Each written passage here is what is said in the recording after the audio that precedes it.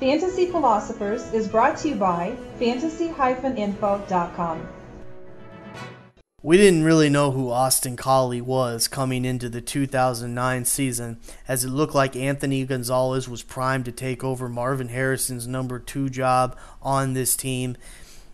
But week 1, here we go. Anthony Gonzalez goes down with a knee injury, untouched, just falls to the ground, and you knew that wasn't good. He never really came back. He tried to make a comeback around November, I want to say, but he had a setback and he was done for the season. While Gonzalez was out, it didn't seem to take very long for guys like Pierre Garçon and Austin Collie to become names that fantasy owners all came to know very well as they started showing productions and signs of life on this team right away.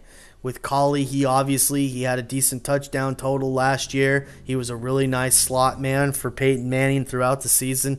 He had a really nice playoff run for this team. And so you look down at this situation, you said, boy, even if they never got Anthony Gonzalez back, Peyton Manning's got himself some really nice targets with Austin Collie, Pierre Garçon.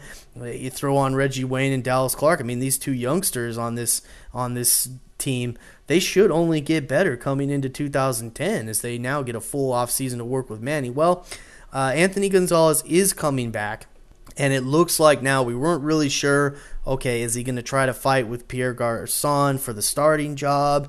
What's going to go on here with Anthony? Well, it looks like Anthony, for this season, I would say, and I think this is more legit, if he does unseat somebody, it's going to be Collie, because he can kind of do a lot of the things that Collie does, except he's just a bit more skilled than Collie actually is. And with Garçon is really becoming their one true big play option that they have, and so it only makes sense to keep him in that 2 slot and have him produce in that way for this team as Reggie Wayne is getting older and you're not seeing those explosive plays that we're used to seeing from him. And even then, he was never a pure speed guy. It was always Marvin Harrison that was that kind of guy in this offense.